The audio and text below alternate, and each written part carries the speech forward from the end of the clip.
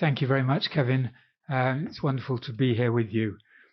I'd like to talk about war and peace in Northeast Asia and the recent workshop that the Toda Peace Institute organized on understanding China and threats to peace in Northeast Asia.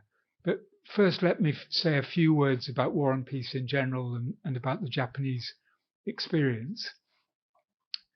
The Italian political philosopher Norberto Bobbio said, war is like a maze. We're all trapped in the maze. And some people believe there is no way out. And others believe that we can find a way out if we use our full human faculties, our intelligence and our spiritual resources. Many political philosophers are named, and philosophies are named after art movements, and I would like to try my hand at introducing a new term. That in Kent, where I live, there is a group of artists called Stuckists, and the famous artist Tracy Emin, who comes from Kent, lambasted a group of representational artists, saying they were stuck in this old-fashioned representational style of painting, and they were proud to take on the label of Stuckists, and they're a Stuckist art exhibition. So I'd like to say that people who believe that we're stuck in war forever and ever are Stuckists, and people who believe that there is a way out of the maze are post-Stuckists. And the Japanese Constitution and the Japanese peace clause should be identified as a post-Stuckist manifesto. It outlaws the use of war in resolving disputes, and you'll all know this quote, but let me just recycle these wonderful words. Aspiring sincerely to an international peace based on justice and order, the Japanese people forever renounce war as a sovereign right of the nation and the threat or use of force as a means of settling international disputes. And you Japanese are far ahead of your times. All nations should adopt a similar renunciation of war as a sovereign right.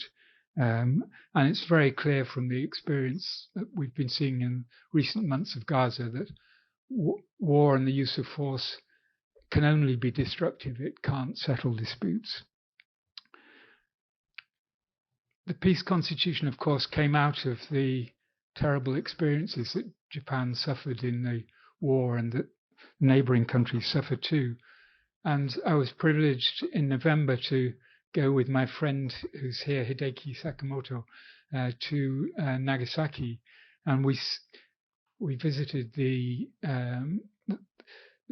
bomb site, and we saw the belfry of Urakami Cathedral, which Urakami Cathedral was 500 meters from the hypocenter, and the belfry, which weighed 50 tons, was blown in the direction of the hypocenter by the force of the wind rushing back in after the extreme heat of the explosion blew the air outwards, and it was just gave an extraordinary sense of the power of that wind, the power of that explosion.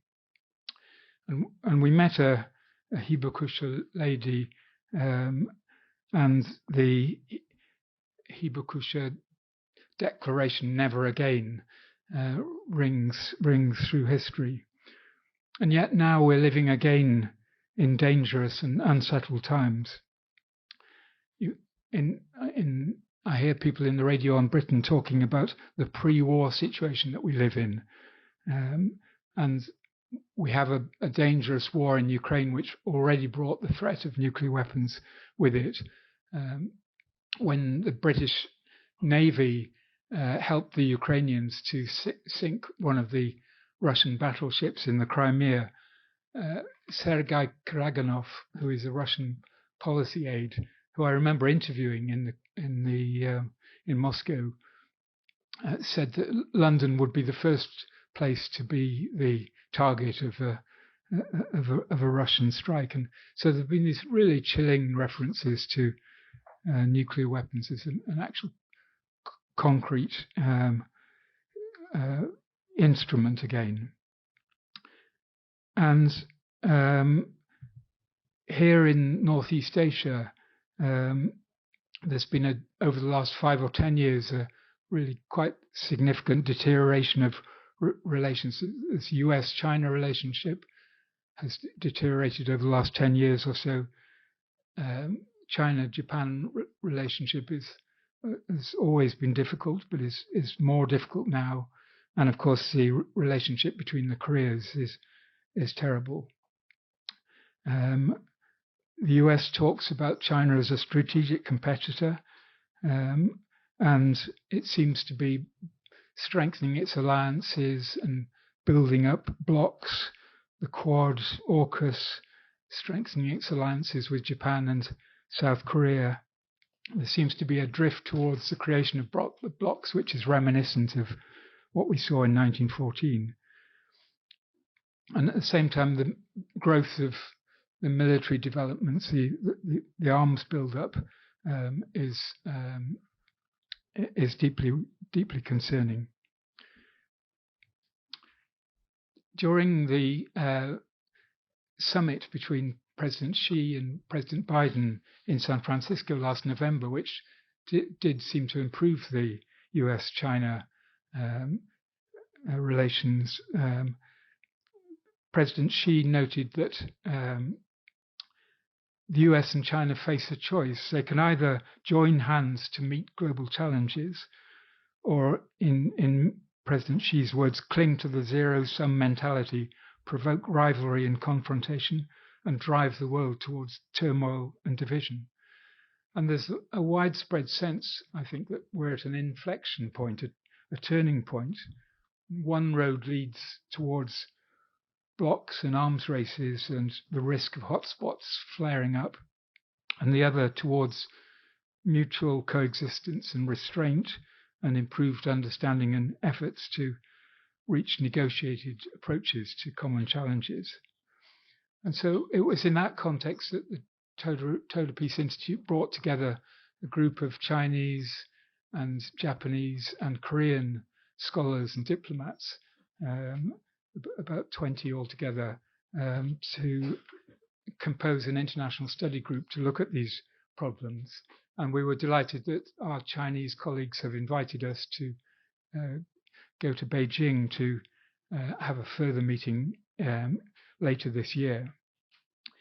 In Northeast Asia, this choice is particularly stark, I think. There are huge gains from cooperation, potentially economic and environmental. It's one of the areas where there are very significant gains to be made in reducing carbon emissions. So how can we understand China? How can the relations with China be improved?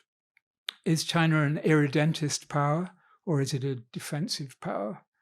And what should we make of documents like the Global Security Initiative, which commits China to a vision of common, comprehensive, cooperative and sustainable security, and respecting the sovereignty and territorial integrity of all states, and respecting the principles of the UN Charter, and calling for peaceful resolution of disputes? And how does that fit together with what looks like the expansion of maritime claims and activities in the South China Sea and expansion of nuclear forces and so on? I think China has been well described as a civilization state, a civilization in the guise of a nation state. And of course, the Chinese people are very aware of their long history and rooted in a sense of it. And although the Chinese Communist Party made the decisive break with the Confucian past, in many ways it very much reflects that past too. It's centralized, it's authoritarian, it's moralistic, it has benign intentions, it's paternalistic, it's ruthless when challenged by dissenters, it's top-down and bureaucratic. And unlike Western democratic governments, it thinks in extremely long-term plans. The Chinese have a phrase, guojia, state family. And the state and the family are the kind of two pillars of the social order. And so the Chinese really don't have a concept of popular sovereignty like Western countries. It's state sovereignty. And the experience of the 19th century has made them very determined to uphold state sovereignty. And the century of humiliation, of course, figures very large in Chinese discourse. And because the threats to China in the 19th century came from over the sea and from Western and Japanese intruders, they're now determined to build up defenses in the maritime domain. And although people in the region see China's hegemony as a threat, our Chinese colleagues were saying that from their point of view, what they see as the hegemonic power in this region is the United States. The United States, of course, has been the ring holder in Northeast Asia really since 1945. And in the US view, has kept the peace. In the Chinese view, it's built alliances and deployed its forces forward and its patrols in China's waters and so on. And China's rise is such a strong and powerful force, it's hard to believe that it can be contained by the kind of containment that the US is trying to set up. And it's also hard to believe that domestic politics in the US will allow the US indefinitely to hold this ring holder position. So some alternative has to be negotiated for Northeast Asia. And one of the things we hope to do in this series of study groups is to look at what could be the elements of a renegotiated order. China has many concerns about the US and also concerns about Japan. From the Chinese point of view, the Sino-Japanese Friendship Treaty was rather shaken by the visits of the Japanese leaders to the Yasukuni Shrine and by the detention of Chinese fishermen, by the nationalization, as they saw it, of the Diaoyu Islands, the Senkaku Islands, and by Japan's close diplomacy with Taiwan. And they worry about what they see as the right wing and the militaristic tendencies. And so the Chinese colleagues say they hope for the peaceful rise of China, but it's not predestined. And it depends on other countries. And they ask the countries in the region to think innovatively about the way forward and respect historical realities and take into account people's deep feelings and historical experiences.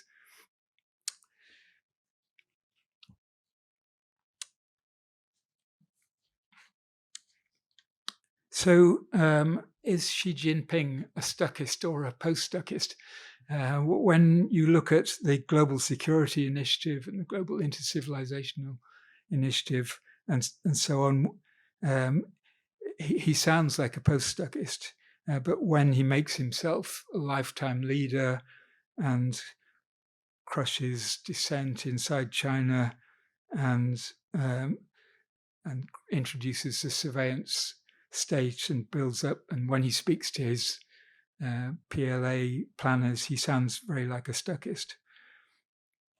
I suppose that stuckists reinforce one another, and if stuckists are surrounded by other stuckists, then it tends to make them stay stuckists. And if they're surrounded by post-stuckists, then they tend to become post-stuckists. And from a Chinese perspective, the more unstable the international system, the more a core concern of the region should be stable development, and countries in the region should seek common ground.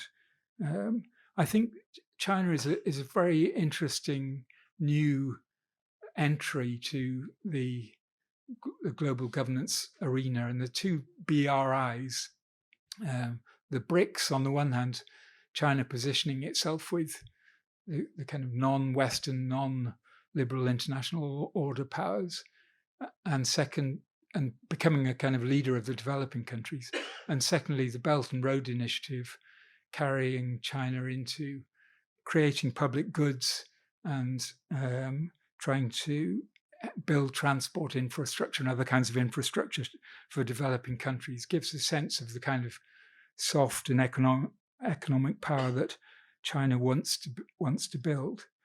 So it's going to be an interesting power to have to live with. I think there are three aspects which we can look at and which the study groups will focus on. One is the new thinking about international relations, which is coming out of China. And it is worth taking it seriously.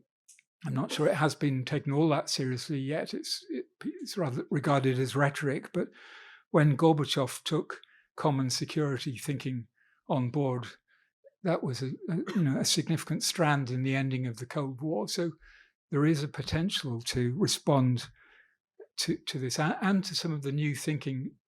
Volker mentioned relational ontologies from the Pacific Islanders, and some Chinese theorists of international relations use a kind of relational ontology of international relations, which is very interesting, getting away from an actor and towards a relational sense. I think there can be a kind of two-pronged approach to rebuilding a regional security order. On the one hand, trying to step away from war, which means confidence-building measures, trying to introduce some controls over arms and disarm arms build-up, introducing transparency mechanisms, all that kind of thing. And on the other hand, trying to develop positive relations. And Johann Galtung, the famous father of peace research, who's just died in the last week, would very much say that what's important is building positive, peaceful relations in this region. And so that means developing senses of our common identity, our commonalities, looking at ways we can do things together, dealing with climate change and environmental sustainability as a superordinate challenge that we all face, and developing those kinds of peaceful relationships. And we're going to hopefully have a series of short of small research groups, including a Chinese and a Korean and Japanese participant, to deal with a number of specific aspects of these issues. And we'll be bringing papers which will be coming out on the Toda Institute's website. Just one final thought. I think the discipline of peace studies and conflict resolution is something that can contribute to this region. And this isn't just a plug for the 5th edition of our book, Contemporary Conflict Resolution, which we've just finished, and we hope there'll be a Chinese market for, but getting the ideas of how to deal with conflict and the common resources that we all have for dealing better with conflict than some of the ways that Stuckists have used in the past, is something that is a way forward for the region. So thank you very much, and I hope we can build a post-Stuckist future in Northeast Asia. Thank you. I have a question for Professor Hugh Miall on Northeast Asia peace and security.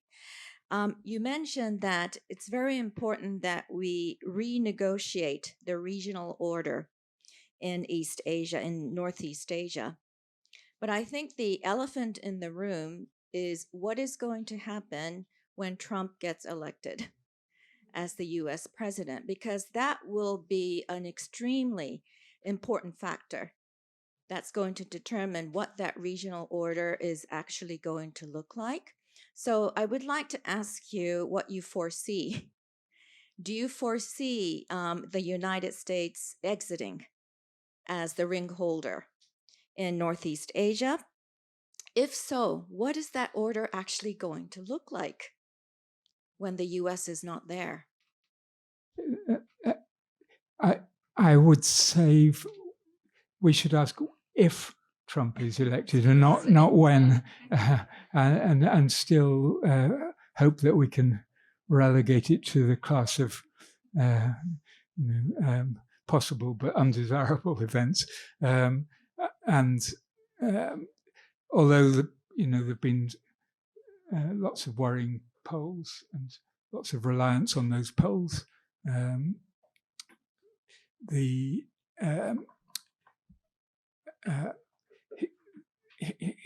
still speaks for a base which represents, I think, again, overall minority of American views. So, I think anyway, although of course he'll make if he were elected, he'd make a hugely disruptive presidency again.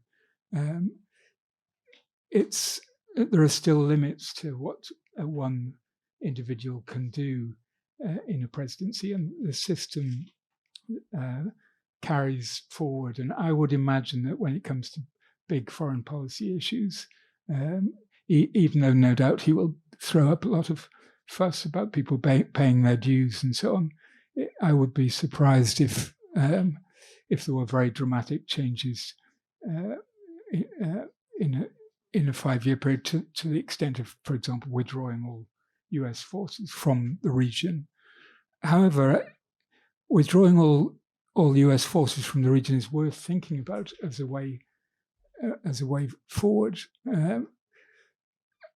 Why does the region need to rely on US forces? And it's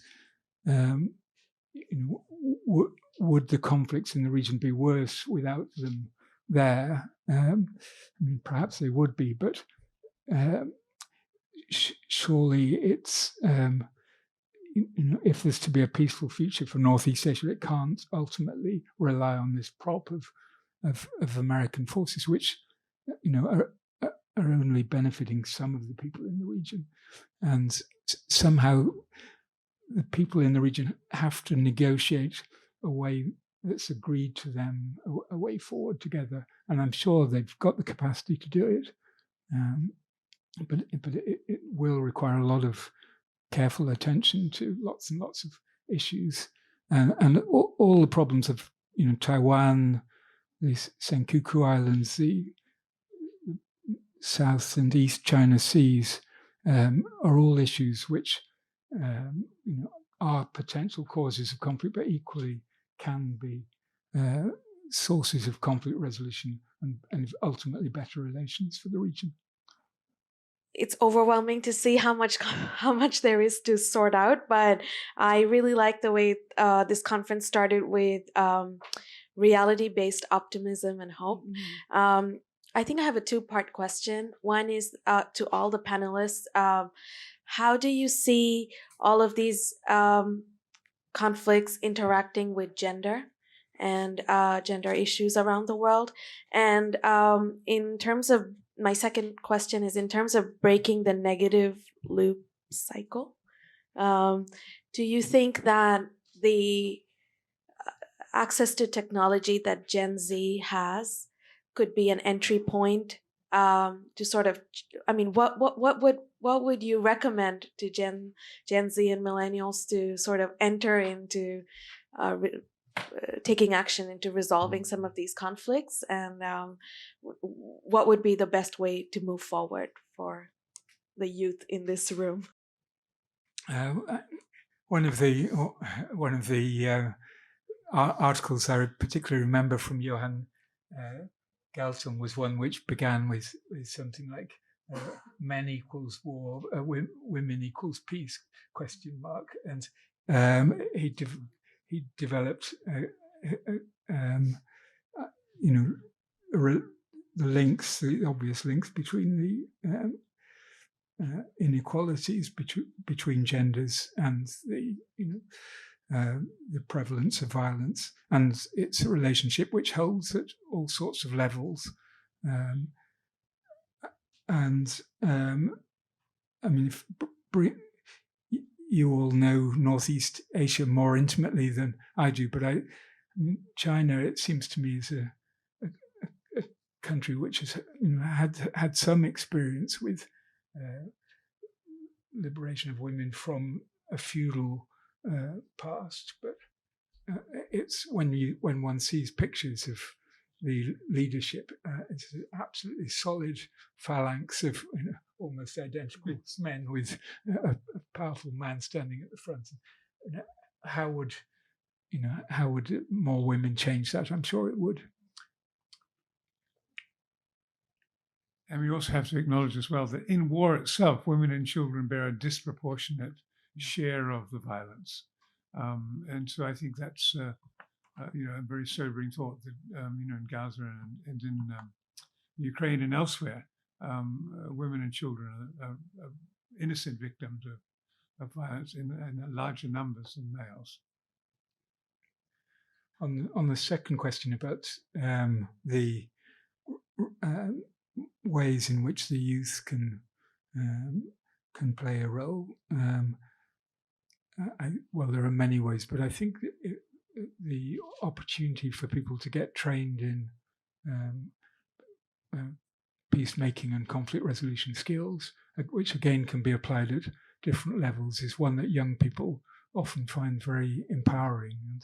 And there are a number of different training opportunities. I'm sure there are here in Japan and elsewhere. And I have young colleagues who began as students and are now involved in international peacemaking. It's interesting to see people's career progression developed.